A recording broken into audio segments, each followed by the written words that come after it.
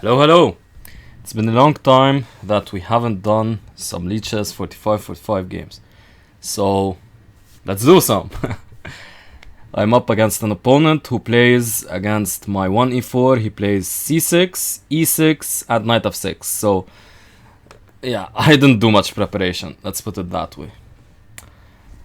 C6. Okay, the Caro-Kann.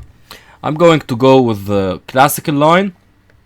And let's see how this goes. The classical line with knight c3. Knight d2 is an option to avoid the Gorgonitsya system. What I'm talking about is you play knight d2 to avoid the Gorgonitsya system with g6. Okay, so let's see what variation. Okay, he goes for the classical variation of the Caro-Kann. Recently, knight f6 is becoming popular. Maybe due to the efforts of Vidit Jukharafi.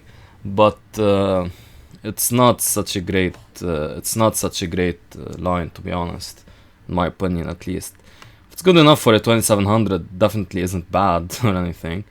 But yeah, this move order, yeah, knight d7 is basically forced. This move order, I don't play. Usually it's h5, but I don't play h5 now because when I play knight f3, if they play knight f6, then I have the option to go knight e5.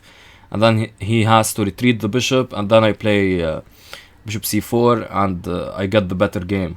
So it's a move order trick to play knight f3 now. Instead, if you play h5 immediately, you force black to return, and you haven't achieved much. But knight f3 forces knight d7, because now I can't go knight e5. So now I have to continue normally with h5, and he has to go back. And now I play bishop d3, so h5 gaining space. Bishop d3 trading the strong bishop of his. I think there was some time when white didn't want to trade these bishops. It was thought that it was better to not trade them. But now we know that trading them offers white the best chances. Bishop d2 prevents this check and prepares castling long. Of course I'm not castling short with my pawn up on h5, right? So still very standard theory, 11 moves in, and it'll continue. Okay, queen c7. Queen c7 really shows his intentions. If he wanted to castle short, he would have played bishop e7. And if he castles long, it's bishop d6. Now queen c7 though basically means he'll castle long. So I'll castle long first.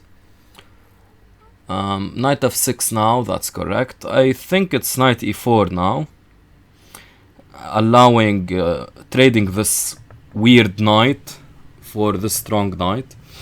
It does get replaced, but it's better not to have this knight here. So I take, and now after knight f6 I go back knight e2. Queen e2 I mean. So this is still very standard theory. He castles immediately without taking. That's very interesting. Okay, so we have a kind of new position, I guess, on our hands. My instincts tell me to just go king b1 and go for that normal setup.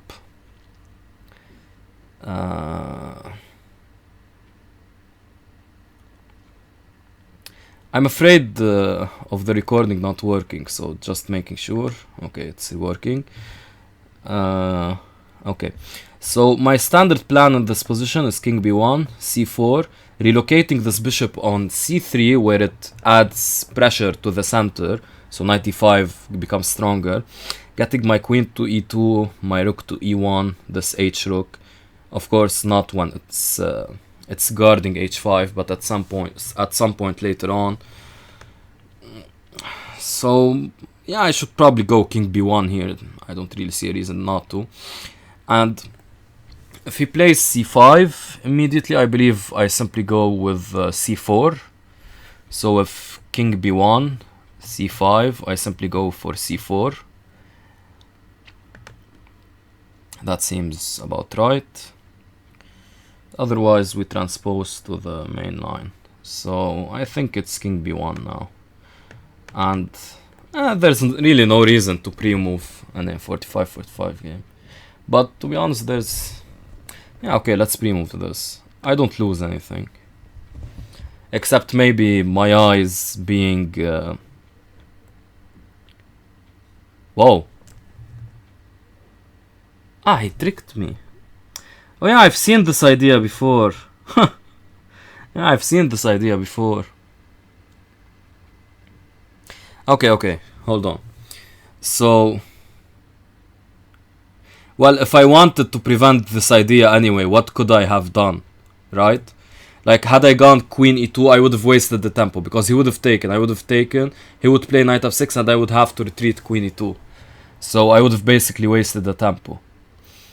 So yeah, this isn't a problem.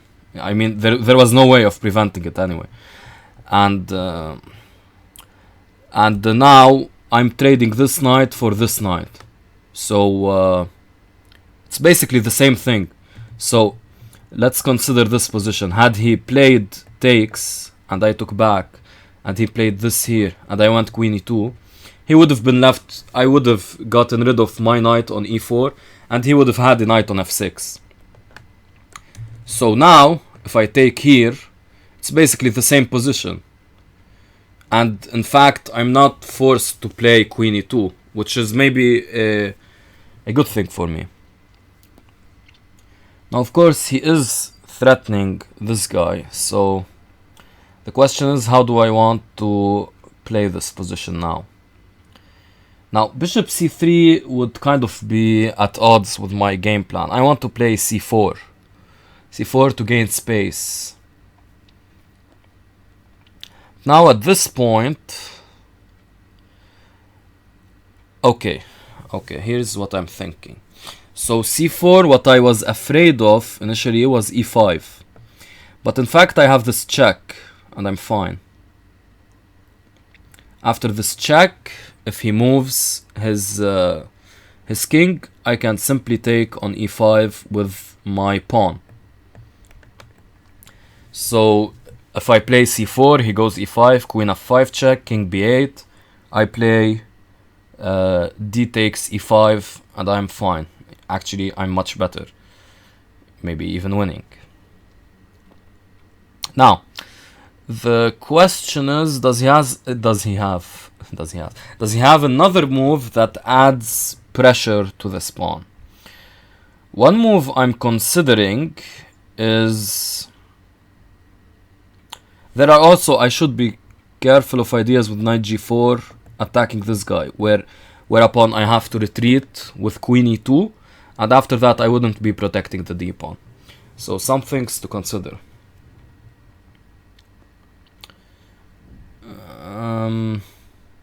By the way, if this were a bullet game, I would have taken the bishop and sacrificed my queen. Nah, I wouldn't do that. Maybe if it were a hyper bullet game. Okay. So my question is, after c4, maybe he goes queen b6. Then I go bishop c3. Or, okay, c4, queen b6, bishop c3 is fine for me, because after knight g2 I can just go queen e2 and have enough defenders. In fact, when I take, I'm also attacking the knight on g4, so that's fine. If you didn't follow that, I mean, if I go c4 now, he goes queen b6, further intensifying pressure on this point. I go bishop c3 and I have 4 defenders. And if he goes knight g4, attacking this pawn, wanting to distract my queen to go to e2, so that it no longer defends the d pawn. First of all, I can of course play rook f1, rook h f1. Then I have no problems. But I can also play queen e2. And if he takes my pawn here, I can take with my knight, and I'm defending enough times. And even I'm also with my queen on e2 attacking the knight on g4 after I take here. So to reiterate, queen b6, c4, knight, queen b6, c4, knight g... Wait, what? Oops. Wait, what did I say? What line was I calculating? I said queen b6, c4. No, it's my turn now. What am I saying? I mean c4 now, queen b6, bishop c3, knight g4, queen e2, and if bishop takes d4, knight takes d4, and I'm winning, because also I'm attacking this guy, and the bishop on c3 is protecting this pawn. And besides, after c4, queen b6, I can maybe even consider taking here. I win a piece. So c4, queen b6, d takes c5, and if rook takes d3, I take on b6, and I'm up a clean piece. So that wouldn't be good. What I'm afraid of is c4, knight g4 now. But this only adds to my queen f5 check idea, so he can never play e5. And after knight g4, I even have rook f1 if worse, if I have to do that, I mean. So I see no problem after knight g4. Okay, I need to make sure still.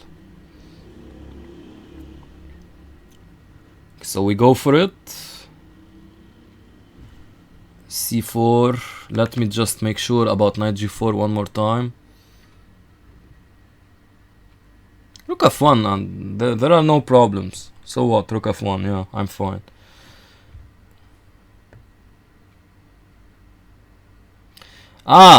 All of this calculation, and I didn't consider a very basic line. c4, what about bishop takes d4? And after knight takes, there's e5. But then it's the same story with the check, right? The check, and I save my piece. So that's fine. Yeah, c4 must work. Am I missing something after knight takes? Queen e5 doesn't work. I have bishop e3. Okay, so c4 it is, right? Let's go. It feels a bit loose, of course, but wow, he played that in an instant. Come on. All right. You know what? After bishop c3, he might be gunning for bishop a5, but then I play b4. And actually I win that bishop. Okay, that's good. That's one good line. So bishop c3, bishop c3, bishop a5, I go b4. And after bishop back, I go c5. And he can't take because I capture with the b pawn and I win a piece. Okay, that's cool. And e5 I simply take. What about c5? This is the dangerous move in this position. So after bishop c3, c5. I mean, bishop c3 has to be correct. No way. I need the bishop there, but let me just make sure what happens after c5. I need to know my game plan. I could even consider sacrificing. Right? Like I'm thinking bishop c3, c5, I go d5, sacrificing a pawn, intending things like bishop e5, attacking the queen, supported by the knight. Yeah. I mean, what else? What are my other candidate moves? There's a crazy candidate move of rook h4, right? But that seems off. Rook h4 does prevent knight g4. I'll give it that, but it undefends also this rook, and I like harmonious development, harmonious pieces, all pieces defending each other, so that tactics don't come about, because loose pieces drop off. So bishop c3, c5. What's my game plan then? Maybe queen e2. Yeah, should be fine, queen e2.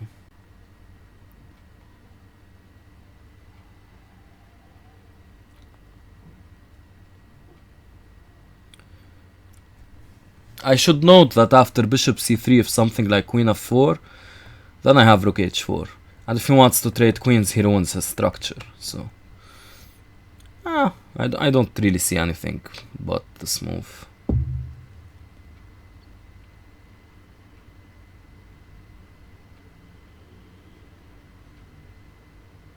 I'm wondering what if he takes and then c5. Wait, I said there's rook h4 here, bro. Aren't you listening to me? He's playing insanely quickly. I mean, I find this. What's his bullet rating? He doesn't even have a bullet rating. His blitz is 1700. That strikes me as odd. Why would you play so quickly in a league game like this? I don't know. Rook h4 should be really good.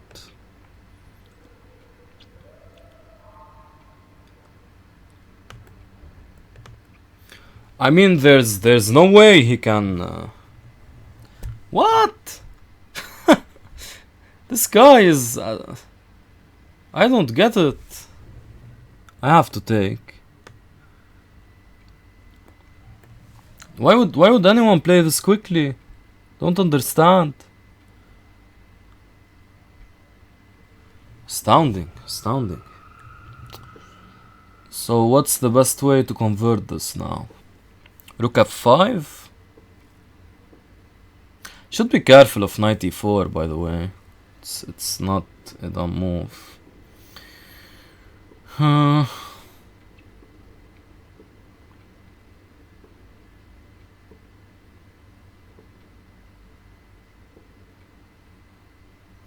I can play something like this. Something like d5. Yeah, I'm just shocked someone is playing so quickly. What's the point?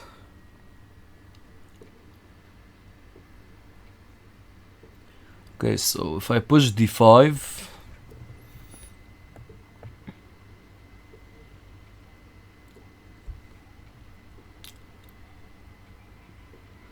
d5, bishop f2, I take. He can't take my rook because I take with the bishop and I have two minor pieces, which is good for me. And if d5, bishop f2, bishop f6, he takes back, I go rook here. Lots to calculate. I want this to be a clean victory. So let's try to do that.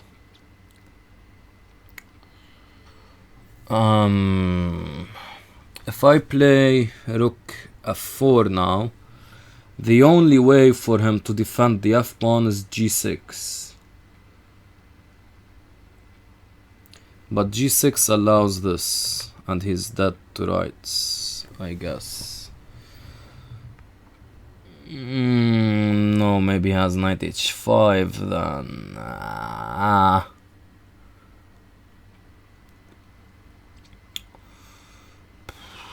Yeah, okay. Allowing d5 in and of itself should be an achievement. So if I play rook f5, g6 and d5 takes, not easy. Not easy.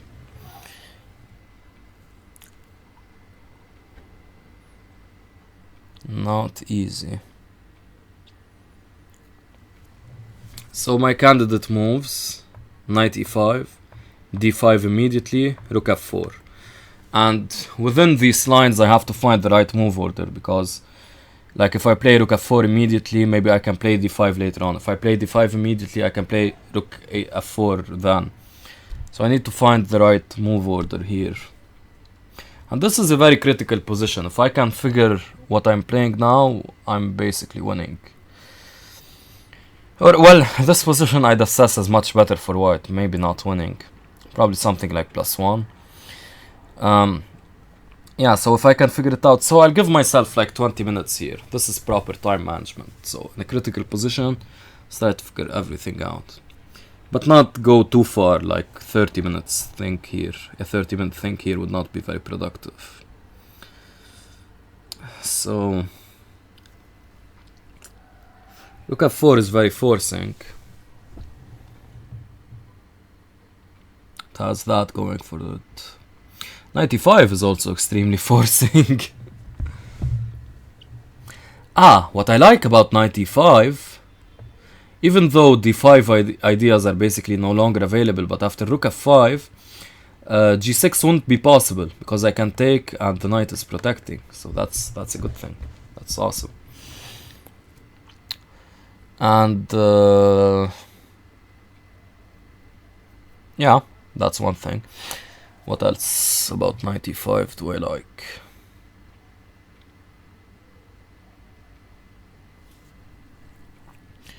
So knight e5 basically forces rook f8, and then I play rook f4, and we trade our pawns there. Maybe then he goes for something like g6, but then I really have no problem with that. So knight e5, rook f8, rook f4 takes, rook takes, and then g6,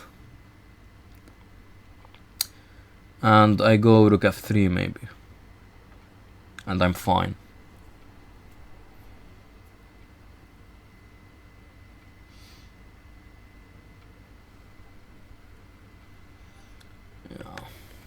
I think it's knight e5 here.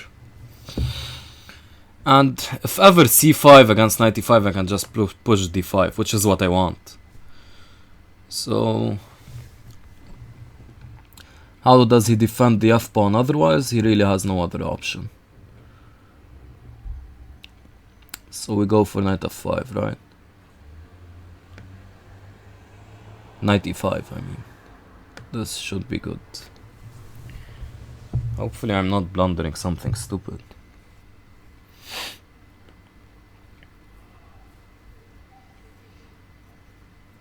After I saw the... Whoa! I realized the contradiction in what I said. I said I'm going to spend 20 minutes here and work everything out, and then I didn't. But yeah, I mean, there's no need for me to work everything out here, like after rook f4 or the immediate e5, because there are some other considerations. So after knight e5, it's just like it's too forcing not to be good. But after rook f4 and d5, there are other considerations, a lot of them, and well, I don't think they'll be better.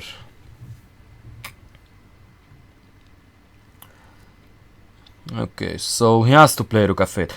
I find this incredibly strange that he was playing so quickly here and such an unclear position, but now the only move is rook f8, and he's debating, I guess, which rook to move, but it's obviously the h rook.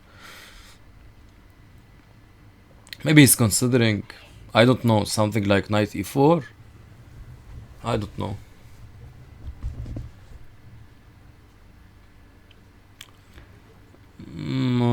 Maybe he has something to do or he's busy. It always happens.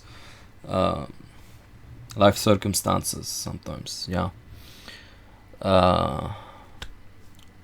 So I shouldn't berate this point too much. Or berate him, I mean. And belabor the point too much.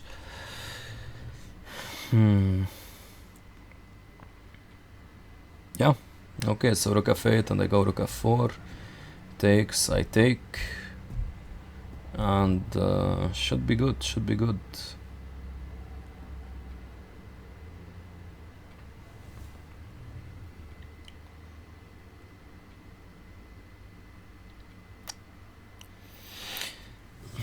Maybe I can even delay winning the pawn. Maybe I can play like hyper positional stuff with f3. That's not crazy. It's not crazy at all. Yeah, it's a possibility. I mean, what I don't like on f3 is I don't have the retreat square anymore.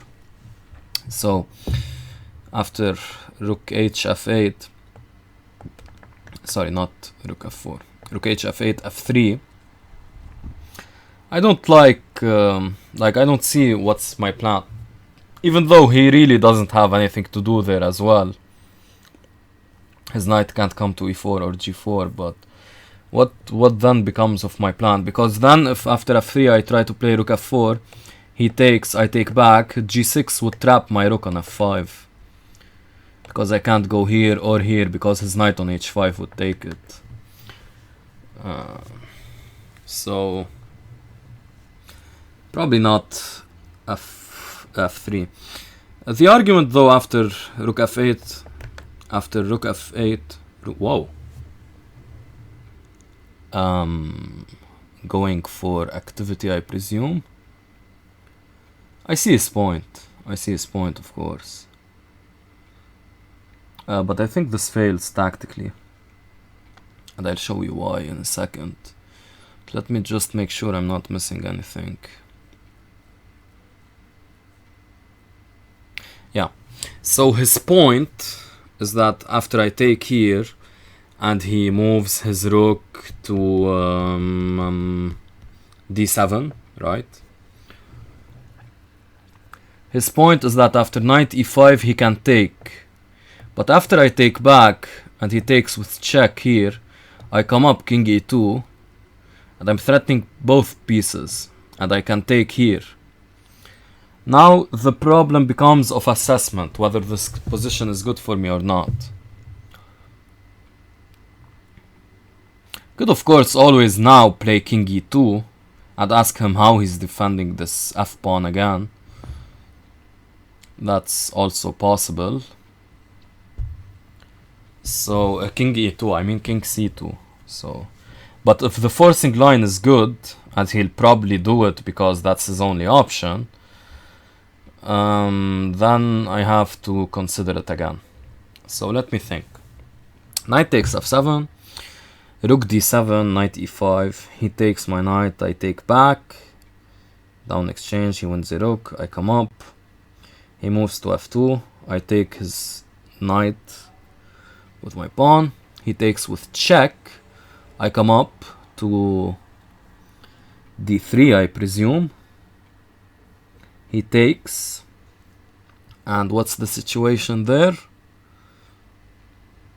I mean, if f2 weren't hanging with check, that would have been much better, but it is. And I should note that the threat stands now, so he's threatening rook takes e5 now. So I have to reply to it. Either king c2 or I allow it. Let me think about allowing it again.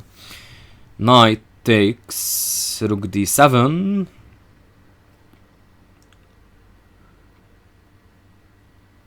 Rook, knight e5. He takes, I take. He comes up with check, I come up. I take, he takes with check.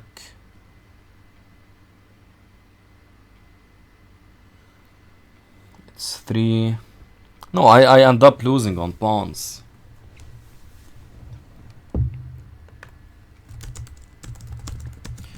No, pawns.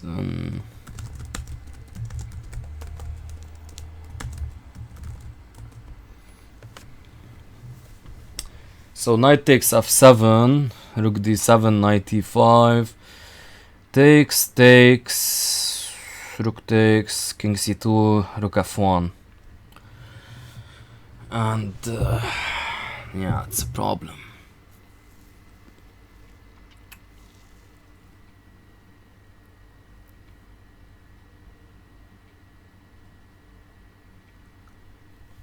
Yeah. So king c2, what about knight e4? Then I take on f7. And I'm much better, yeah.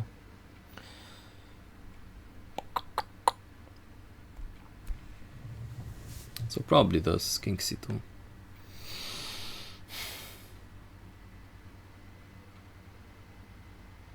And if rook e7, maybe I consider f3 or something.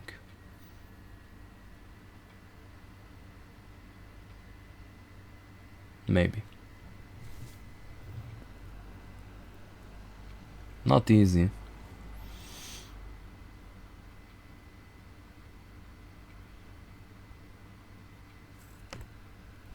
Okay, yeah, simply the other line doesn't work, so I have to go for this.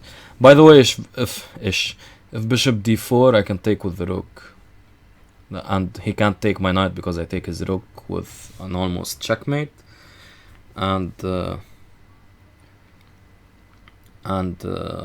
otherwise, if he takes my rook, I take back with the bishop and I'm fine. Okay, so this seems good.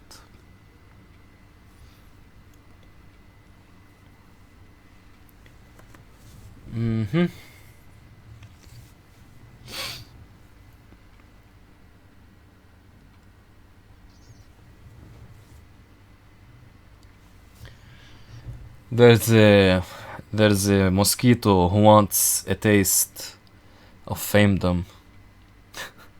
Of fame. It wants to appear on cam. Mosquitoes. One of humanity's greatest pests.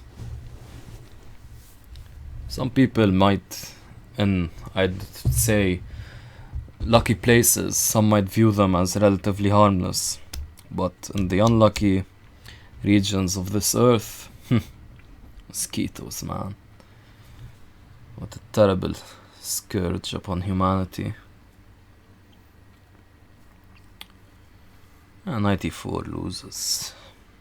Because knight e4 after knight f7, he has to move this rook to a square where he can't move it to d6 because I take it. He has to move it to d7, and then I go back knight e5.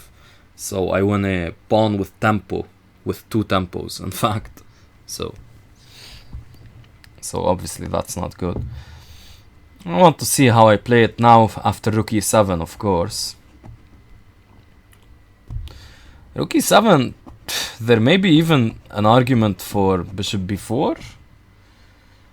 Though it does seem like a flimsy argument, to be honest.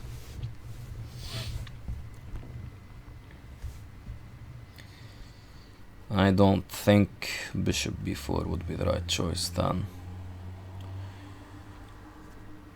For those of you who may be wondering why I'm not pushing c5, I don't want to give his knight the d5 square. So after c5, his knight would get access to d5, and that's not very good.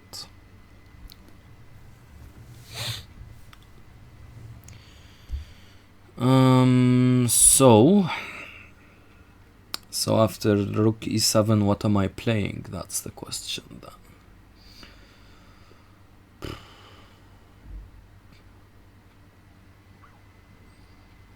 I imagine it's rook f4. Knight takes h5 and I take here. Threatening the knight. Should be it.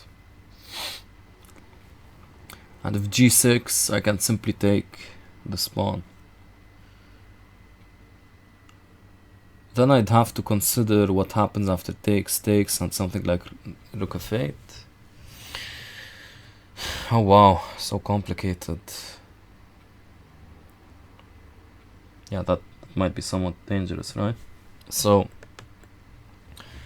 rook e7.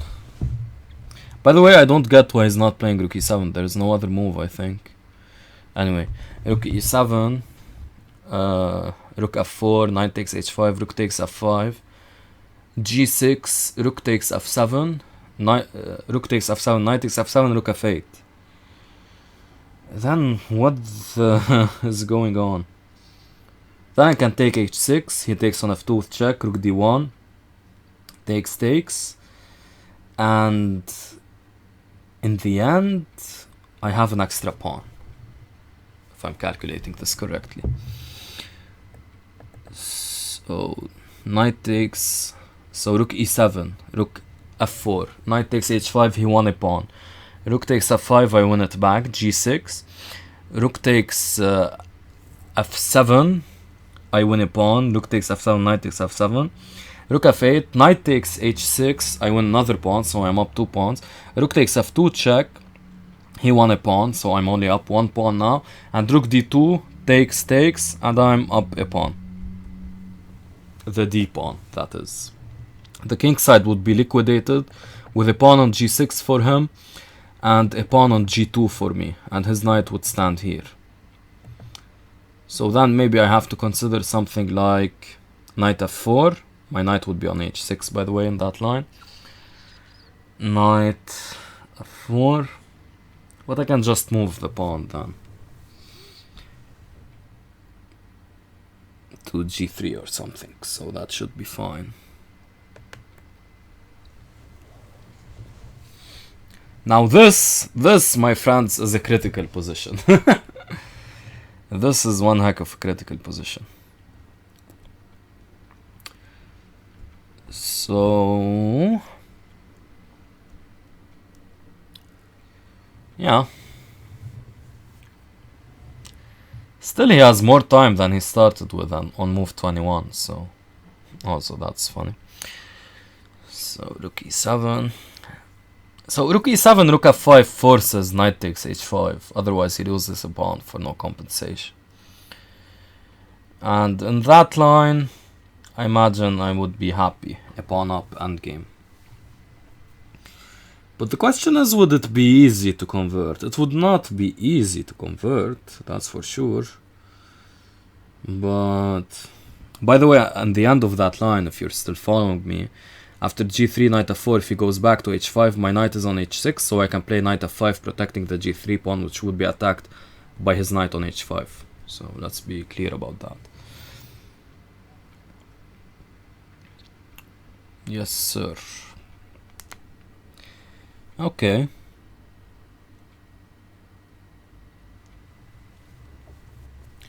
Kind of need a walking break, so I'm thinking of pausing this recording and continuing it. Yeah, let's do that. It's better to maintain good lymph node, a good lymph flow. I mean lymph flow. So yeah, I'll stop the recording and return in 2 minutes, or let's make it just 1 minute. And I am back.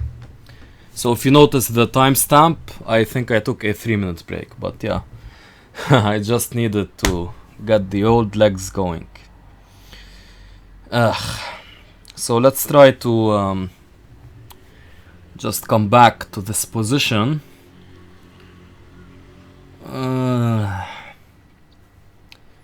Yeah, so that line, that endgame should be winning. I mean, I should be able. I don't see any way to make use of something better, right? After rook e7.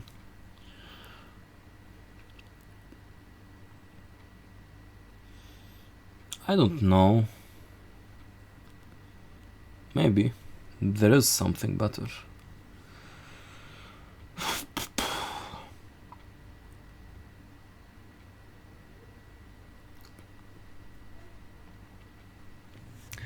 I don't know.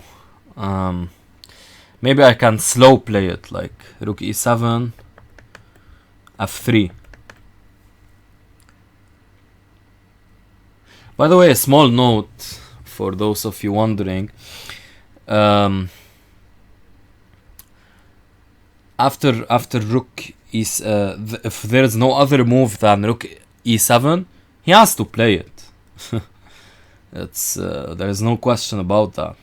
So he has to play rook e7. He might be thinking about positions after rook e7 and whatnot, but if it's the only move, there's no reason to think about positions later on. Just play it and then think. Maybe he wants to play knight e4. He's trying to make knight e4 work. Might be the case. But I don't really see how he can make knight e4, knight f7 work. Because I gain a tempo on the rook, so I don't know.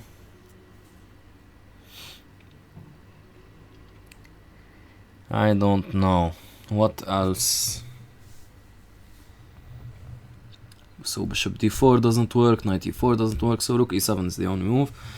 Then I go with my rook f4 plan. And f3 is a consideration. f3 is possible. You know, f3 might also allow bishop c7, you know? And I don't think it's that great after that. Actually, maybe it is. Because his knight is like really lacking squares. I don't know. He might go knight h7, knight g5 then. But what does knight g5 really do? Not much. It's difficult for me to assess this. It's a bit difficult for me.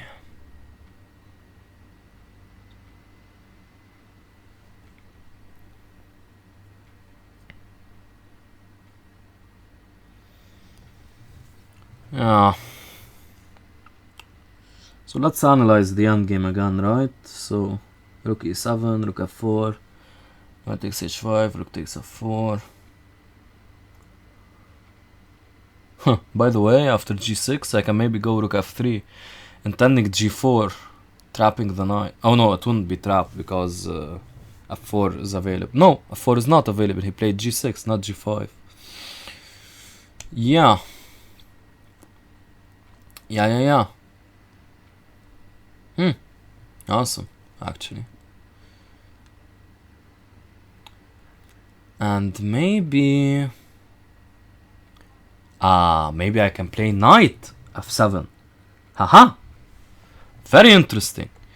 Maybe after rook e7, rook f4, knight h5, rook takes, g6, rook f3, I'm threatening g4.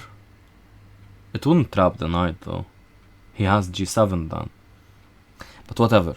After rook f3, I'm threatening knight f7.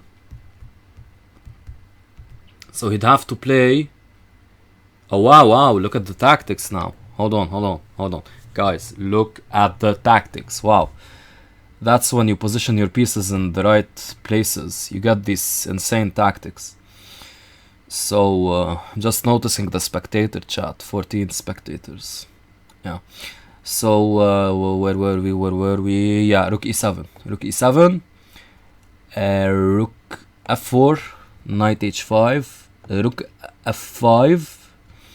g6. Rook f3. And I want to play knight f7. And he can't play rook d7 to protect the f-pawn. So...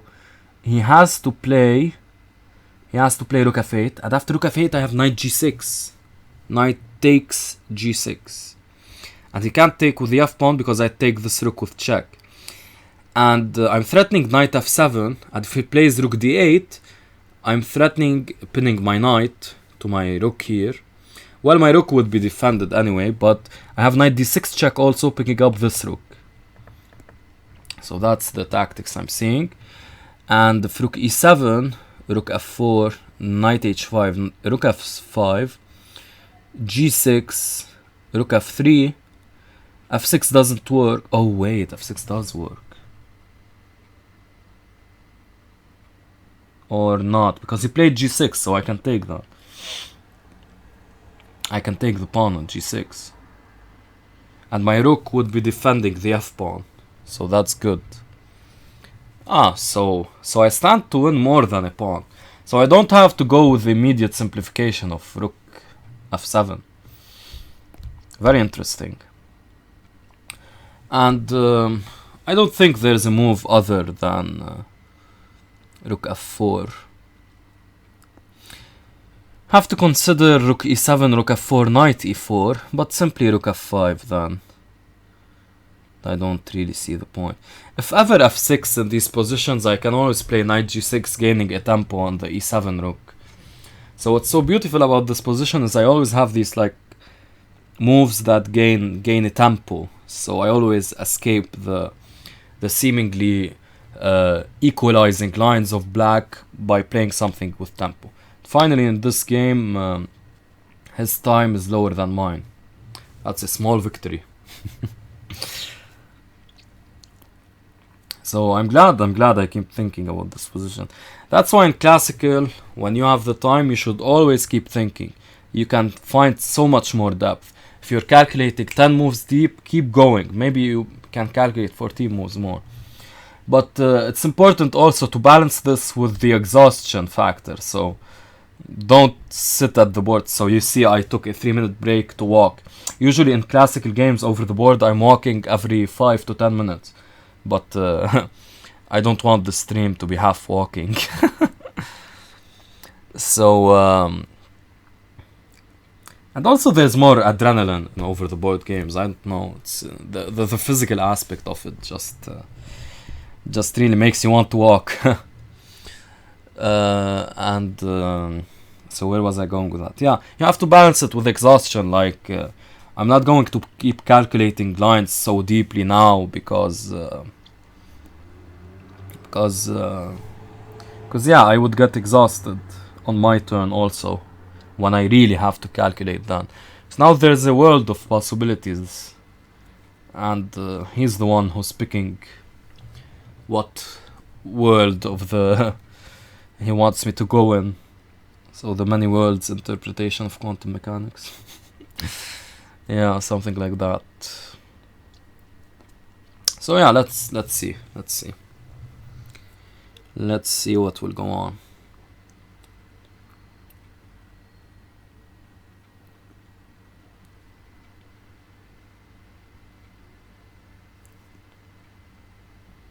Still thinking.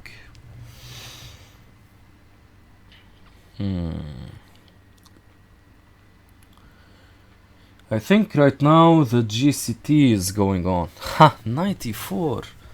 This guy.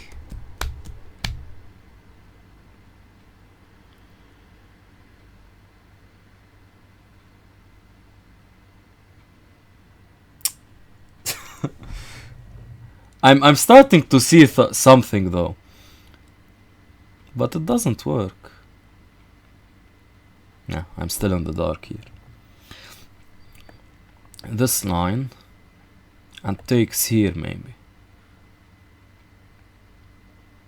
maybe that's his point.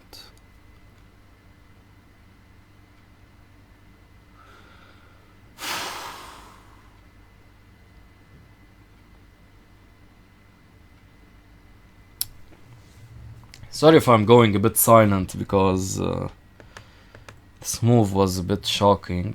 Knight f7, knight c3, b takes c3, rook e2 check, rook d2 takes. He still has to deal with his rook being attacked, and I just go back to e5 and I'm a clear pawn to the good. That can't be his intention. Knight f7, knight f2.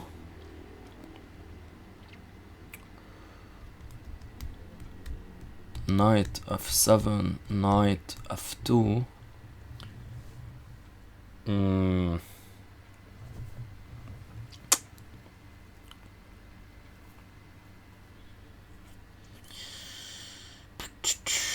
Knight f7, knight f2. Rook f1 doesn't work because of rook e2 check, and king e2 is met with... Wait, that does work, come on. Because knight e5 blocking the coordination, and his rook would be trapped, in fact. And he has no square where he can attack one of my rooks with his knight. So not knight g4 or knight e4. As far as I can see, this knight f7 wins. So knight f7, knight f2, rook f1. If rook e2 check, I go up.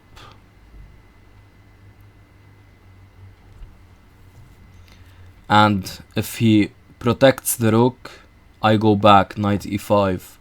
And I block the coordination, I sever the coordination. And his knight on f2 doesn't have a square where it can attack my king or some piece or some such.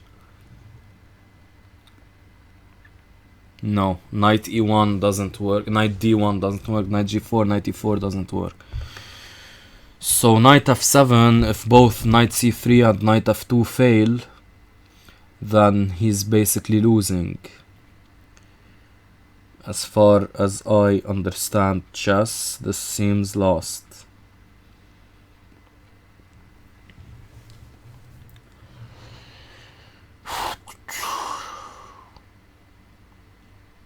Yeah.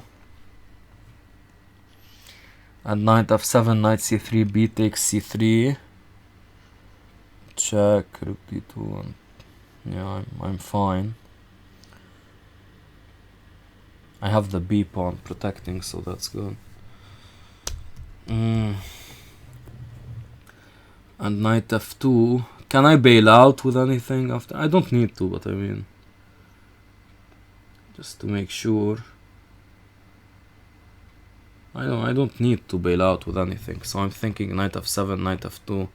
If I have any move that bails me out, I can even consider rook d2 then, stuff like that. I'm not losing in any way, shape or form. That's the point. And he has to move the d8 rook. He can't sacrifice the exchange like that. And rook d7, and I go back to e5. He does get f2 with check, but I mean, I'm in exchange up. So knight f7, rook d7, knight e5, rook takes, e takes here, knight f2 check. I go up. He does get this point with check, but I'm in exchange up. So knight f7 has to be correct.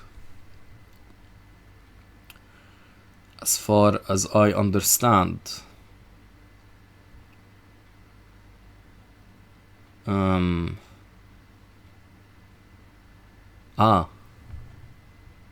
Wait a minute.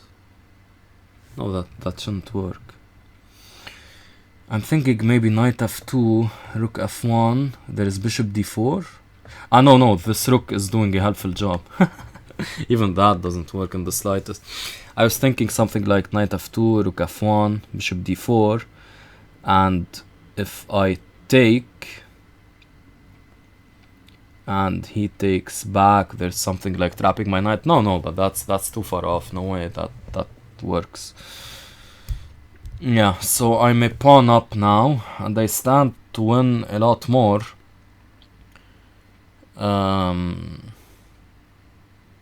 Yeah.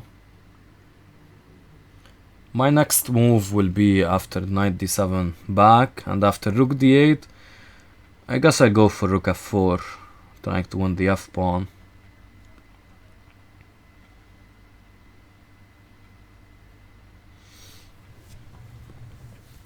Yeah. I saw a nice tactic, so follow this line.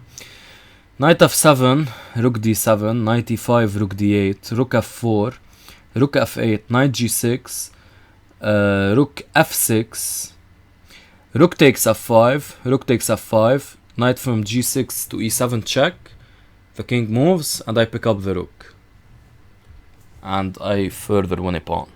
Win one more pawn. So that seems good. What else to consider? I see my teammate Asgis in the chat. Lucas, one of my closest friends on Lichess. IJH, also a good friend. I am Loveless, very funny I am. Kajom, I know also, good guy. Numberman 768, I don't know. Brund, BRUNDD, I don't know. Jesse HF I've seen a bit. Aaron I know somewhat, but I've never like really interacted with him.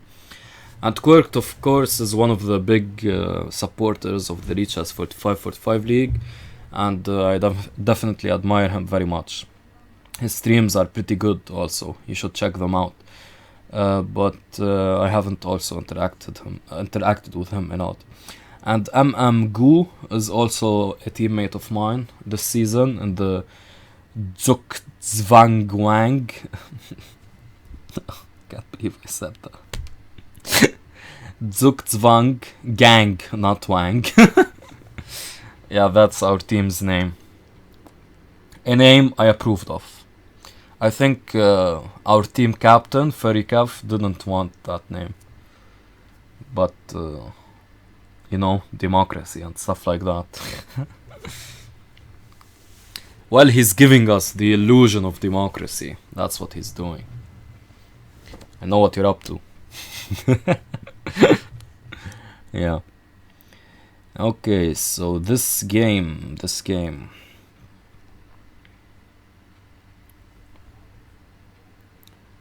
This game, I believe, should be over soon, to be honest. If knight f2 and knight c3 don't work. There is an argument to pre-move knight c3, b takes c3, but maybe I'll find a better move, so let's not do that.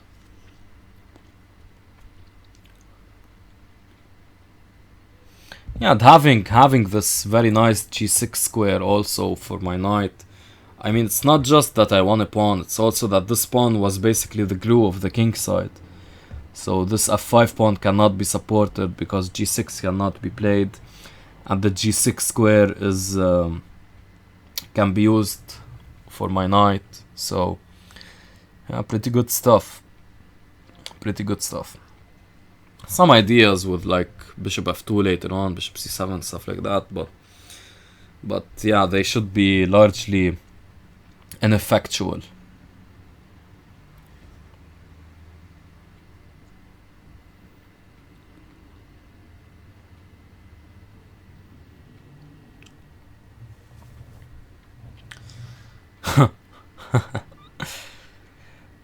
I was thinking about the title of this video, what it's going to be, and I remembered existentialcomics.com, a very nice well, philosophy comics site, and they have this like counter for how many days they haven't made a pun about Kant, the philosopher, of course, Immanuel Kant. So the puns on his name, Kant and Kant. So yeah, the title of this video will have a pun about about the Caro-Kann.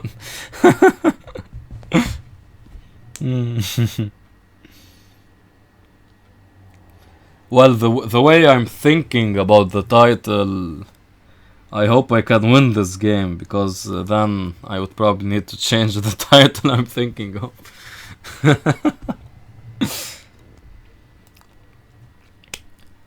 Yeah. Well, you would have seen the title by now, so... Or maybe not if I don't win. So let's not say it for now. Okay, it's Caro-Kant. Like K-A-N-T. And a pun on Kant, because it can't win games. Now the Caro-Kann is Caro-Kann is a fine opening, but I don't know, castling queenside against strong players in general gives them a very easy game. I'm kind of flattering myself now. Or stroking my own ego in a sense, but I do have some objective measure of strength to go by, so thank you, Glico system or Elo system. Well, on Lichess they use the Glico system, so yeah, I really want to go for another walking break, but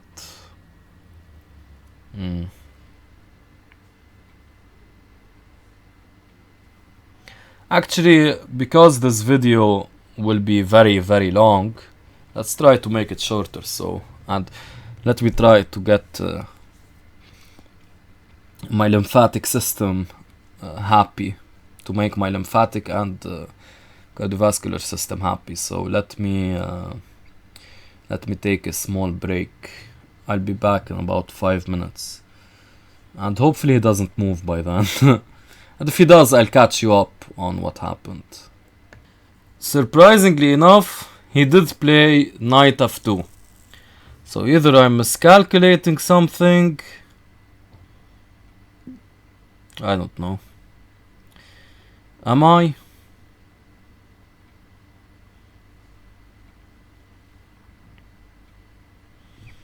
I don't know. Like, simply rook f1, rook check. Oh! I am miscalculating something. Whoa! Yeah, I'm glad I thought about the possibilities. Whoops. I did miscalculate something quite severe actually. I thought that after rook f1, rook e2 I can go up here, but the knight stops me from going there. Oh god, dang. That's a problem then. That's a problem. Whoops. It's not a big problem. That's what I'm glad I thought about options to bail out, because now is the time to find the option to bail out.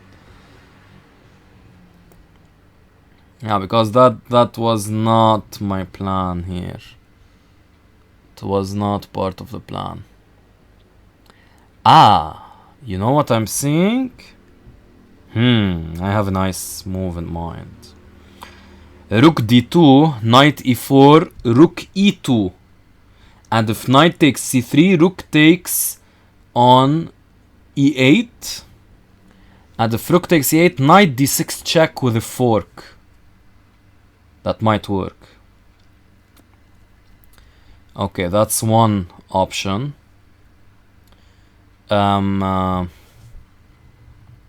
Yeah. After knight e4, rook e2.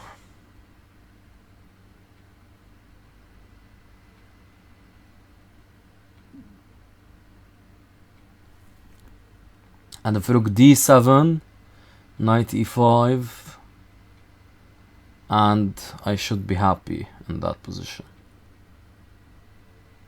Though not winning.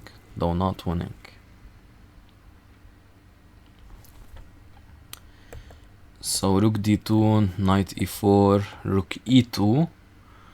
And we saw that knight takes c3 doesn't work, so what about rook d7, then knight e5, rook somewhere, maybe back, or yeah, probably. And then what do I play?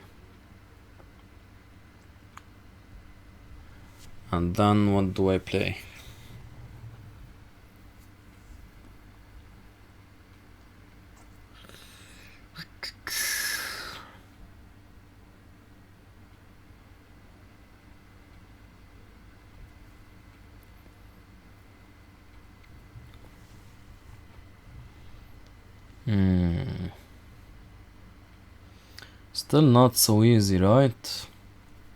Still not so easy.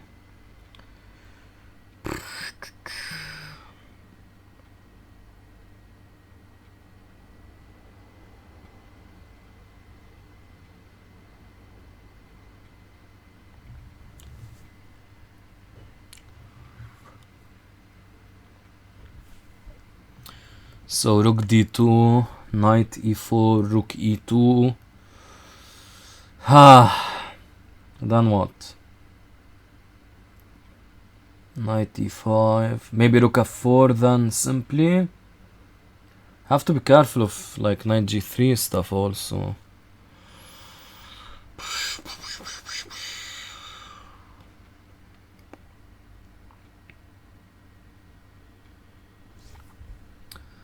Rook d2, knight e4, rook e2, rook d7, knight e5, rook d8, rook. Can't play rook f4 because this guy is hanging. And c5 wouldn't be so great. Wait, it doesn't matter if it's hanging, because when I take on f5, I'm threatening the knight. So, wait, then I wouldn't be. Okay, very, very complicated. So rook d2, knight e4, rook e2, rook d7, knight e5, rook d8. And if rook f4, there's bishop takes d4, which I am afraid of. Because I could actually play that. No, I can't. I was thinking, let me reiterate. So rook d2, rook d2, knight e4, rook d2, knight e4, rook e2, rook d7,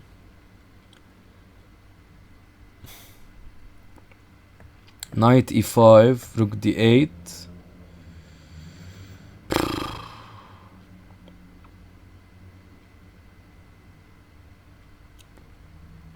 Rook f4. The knight is blocking the protection here, so there's bishop d4 is possible. Right? Yeah, why wouldn't it be? And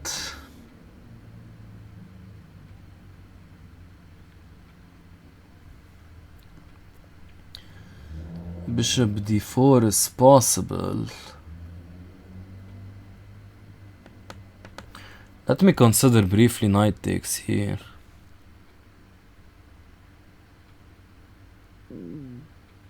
Is it an easier version of the endgame? I don't think so. I can always go into such an endgame. Man, I can't believe I missed rook e2. I can't go up. So silly.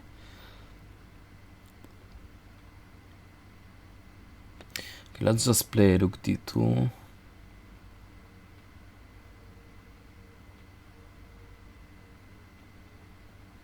Then rook e2.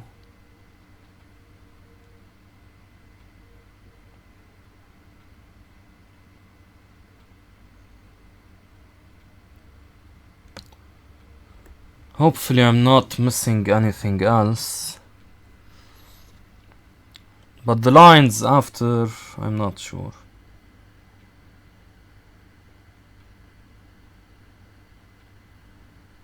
By the way, after knight takes d8, there was maybe bishop takes d8.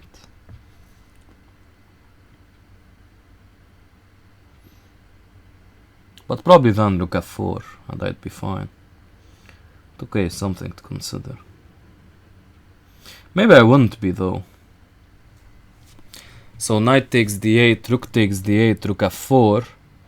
There's rook e2 check, and if I go up, I lose the rook f3, f4 rook.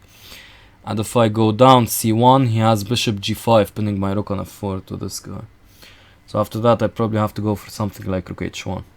Anyway, it wasn't played, so let's not consider it. So now he must play rook knight e4, but the trajectory of this game has been him always surprising me. So I don't know. I don't know. I always have c5. That's my argument. But you know what? Then I can take and maybe threaten promotion. I was thinking that rook e2. I always have c5 when my knight is on e5, but what if he takes and I take back? Then I thought my knight would be protected by my bishop, but then his knight could maybe take. But maybe in such situations I can take and take there and threaten promotion, so it works out for me. So wow, lots to calculate. Lots to calculate. I'm of course time pressure isn't looming. We've only used half of our time, but if the density of calculation keeps going like this, we're in we're in a world of hurt later on with time pressure looming. Yeah, of course, I have to play this. There's no debate about this move. I had a brief scare now thinking of rook d4, but that shouldn't work. Right. Scary. Still not this position is not clear at all, to be honest. We're equal on the amount of pawns, but my pawn structure is much better, and he should be losing a couple of pawns soon. And my pieces should be much better, but to be honest, at this point, I like seeing like good play and stuff like that, of course. But to be honest, I just want him to blunder something like maybe knight c3 now, because wow, this game is taking a lot of my energy.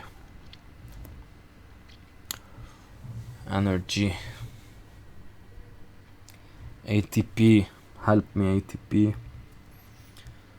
So rook d7 and knight e5. The sacrifice would be insane, right? My rooks aren't on the same colors, so they're not within forking distance. Fucking distance.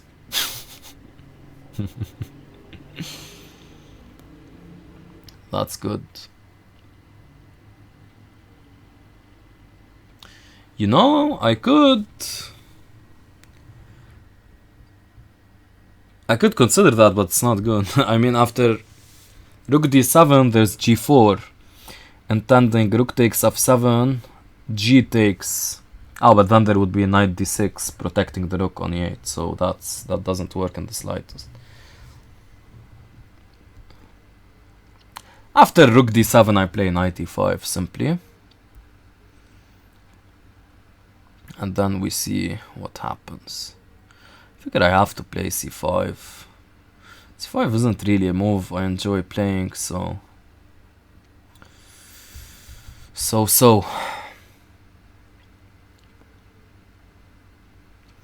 Yeah, I don't know. Now after...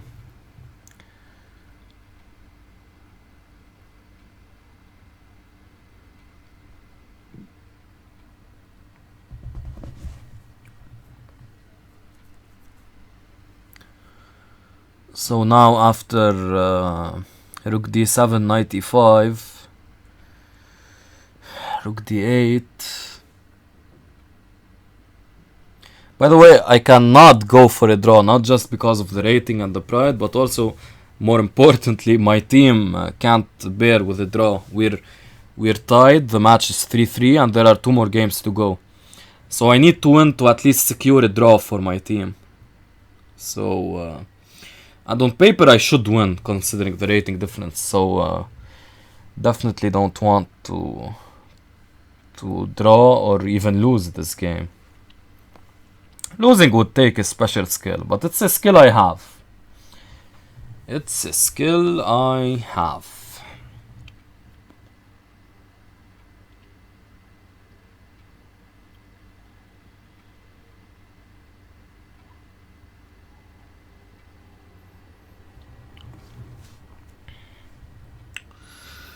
So rook d7, knight e5, rook d8.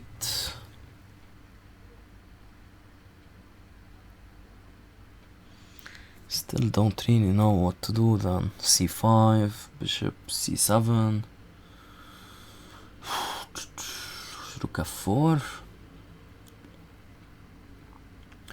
Or what if...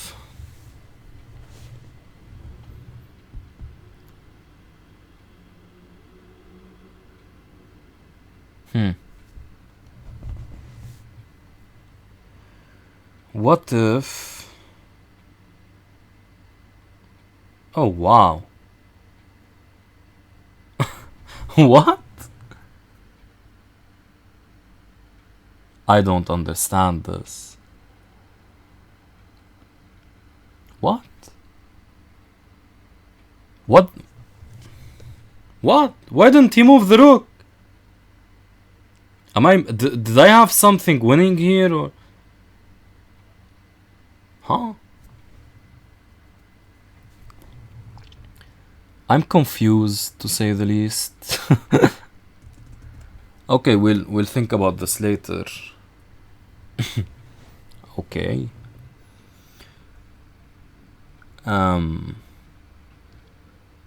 What? Why wouldn't I take this guy here? I understand there are some maybe alignment issues, but what? I don't get this at all. Why not take now? Am I missing something? Wow, pretty strange. After bishop takes d8, I just go rook f4.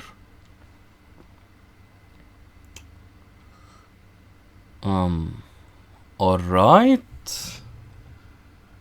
I have no clue what happened here. I'm very confused. Like when he takes on c3 or something like that, he doesn't have a follow-up check or anything. So that's... maybe he just forgot about the rook, I don't know. Strange. Very strange. Yeah, I said I was hoping for a blunder, but no, I wanted to play the game. At least it's better for the team. And better for my mental health, because calculating so many lines. Trying to prepare myself for classical chess. The purest form, the art form. Classical chess. Yeah, and after rook f4, I threaten rook f5. He can't play rook f7 because I take with the e rook. So bishop takes d8, rook f4, rook f5. I take with the e rook, and he can't take with this guy because it's pinned. So he stands to lose more than an exchange here. He's losing an exchange and a pawn, basically. And his position would crumble after that.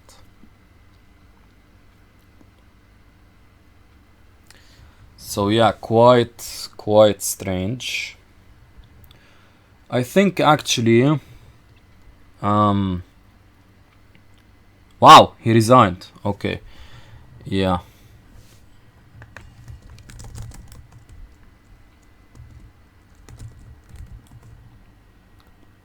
Okay, let's see the analysis board.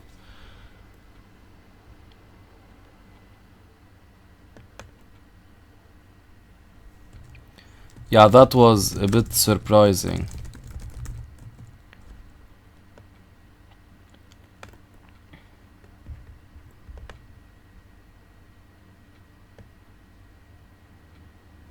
Okay, so a lot of chat here.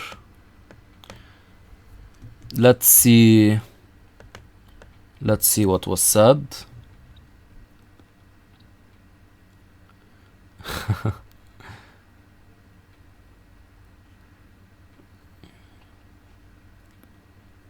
Can we not fill the chat with spam?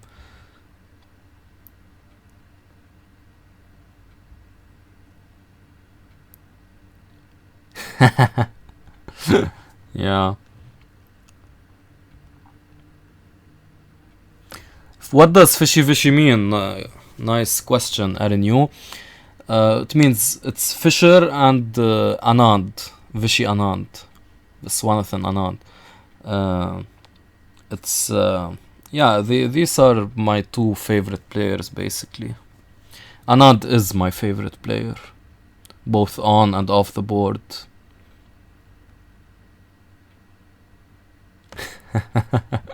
Yeah, that's fishy without the C.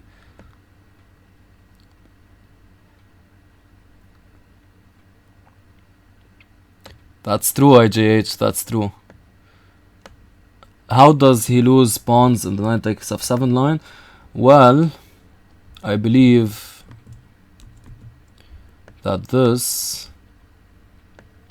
this, this, this, this, this, this, this, this, this, this, this, and I have 5 pawns and black has 6. Oh, someone pressed the analysis. I didn't want to see that, but okay. Anyway.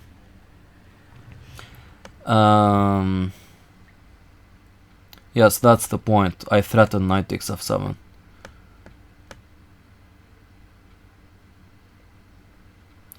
Yes, that's right, Mr. Numberman. Yeah, it was theory up till move.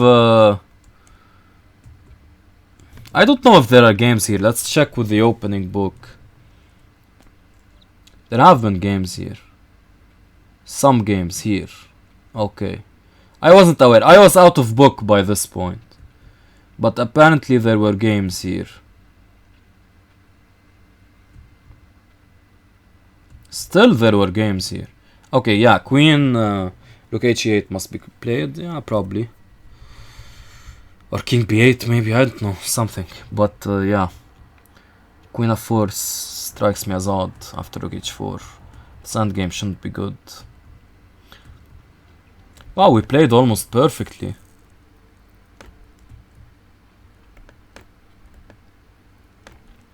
Knight takes f7 is correct. Knight takes f2. Ah, rook e1. I didn't even consider this move. Yeah, rook e1 is smart. Ah, missing that. Wow. So the point of rook e1 is that if he takes, I take back. I'm attacking this knight and I'm attacking this this rook. And if he moves the rook, I play knight e5, attacking it again. So I win an exchange. And if he doesn't take, if he moves the rook, I can take on e8. So that would have won. So rook d2 was a big mistake. Wow. Knight e4, rook e2. And wow, I missed. Wow, that would have been simply, that would have been an equal game here. I have to go for the draw. Wow. Huh. Yeah, I didn't really see a move. Maybe like c5 here. I was thinking.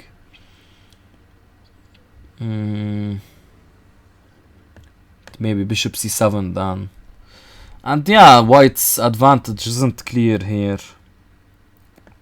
Something like this. And then bishop takes. Takes. King takes probably. And something like rook d5. And yeah, this should be equal. If takes, he takes with check. Yeah, wow, wow. So I knew that knight f2 was a mistake, but not why. Yeah, rook e1 seems simple in retrospect. Dang it, I missed that. But what's sad is that this immediately is a draw. Even rook e2 I played very quickly. I didn't even consider knight takes d8. Takes, and this. Yeah, the sand game, I thought about it before though. It's only slightly better for white. I can't win it really. But I wasn't aware that this position here is so bad for white basically. He can't really play on with c5. I mean, it's not so bad. It's basically drawn, but yeah. To be honest, white is kind of struggling a bit. Yeah, so his mistake was going into this endgame. And after king c2, knight e4 was another mistake. After bishop c7, I would take the pawn simply, right? And go into this stuff. And this endgame should be winning, to be honest, for white. Yeah, these kinds of endgames, bishop versus knight, I've talked about them. I've made a video about the classical variation of the Caro-Kann, well, part of it, in the Chess Opening Tidbit series. Which is a series that talks more about ideas than concrete theory. I should probably continue it as well. Anyway, so a nice game. What I learned was that here it was all theory. King b1, maybe there's something more accurate, huh?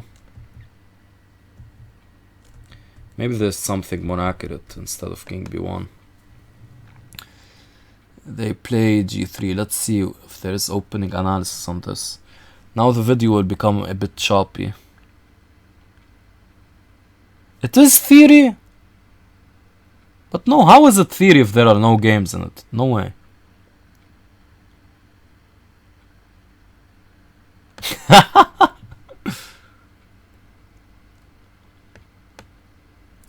It seems g3 has been played more often, but king b1, the move I played, scores more. So yeah, king b1 has to be played. And hey, look here, it's Anand, our boy Anand, showing up a game against Lekko where he won as black. Very nice, very nice. Anand, man, what a legend, Anand. Okay, so king b1 has to be correct. Loveless's comment made me laugh. Study for hours, learn everything by heart, end up in shitty positions. That's the Caro-Kann.